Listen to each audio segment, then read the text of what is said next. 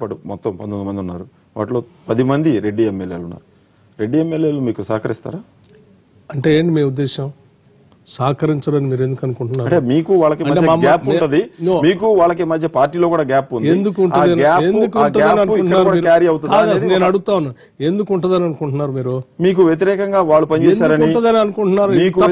మీరు వాళ్ళకి వ్యతిరేకంగా పనిచేశారనేది ఎన్నికల ముందు చాలా చాలా బాగా ప్రచారం జరిగింది. I'm sorry to tell you, మేమందరం కాంగ్రెస్ పార్టీ శాసనసభ్యులం. వాళ్ళు కూడా సహకరించుకుంటూ ముందు పోయేటువంటి వాళ్ళే. మదర్లో మిమ్మల్ని ఓడించడానికి కూడా పిసిసి స్థాయిలో ఒక నాయకుడు ప్రయత్నాలు చేశారు అనే ప్రచారం జరిగింది, నిజమేనా? అదే నేను చెప్తున్నాను, ప్రచారం ఏం జరిగింది అంటున్నారు. ప్రచారం ఎవరు చేశారు?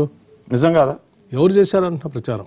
మీకు తెలుసు కదా, ఎవరో చేసి ఉంటారు. దానికి నిన్నెట్లా లేకపోతే నా ఇది నిజం కాదంటే ఎట్లా చెప్తాము? పిసిసి ప్రెసిడెంట్తో మీ సంబంధాలు ఎలా ఉన్నాయి? చాలా చక్కగా ఉన్నాయి, అద్భుతంగా ఉన్నాయి. మేమిద్దరం చాలా సన్నిహితులం కూడా. కానీ ఆయన పిసిసి పీఠాన్ని వదిలిపెట్టి సిఎల్పి సీట్లోకి రావడానికి ప్రయత్నం చేశారు చివరి నిమిషంలో, ఎందుకని?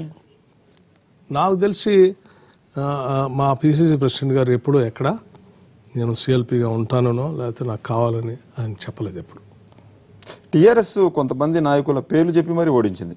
జానారెడ్డి, కోమటిరెడ్డి వెంకటరెడ్డి, రేవంత్ రెడ్డి, డికే అరుణ, బట్టి విక్రమార్క ఇక్కడ స్కిప్ అయిపోయాడు. ఎలా బయటపడ్డారు మీరు వాళ్ళ టార్గెట్ నుంచి? టార్గెట్ నుంచి బయటపడటం అంటే ఎస్, వాళ్ళు they really targeted, this no doubt about it.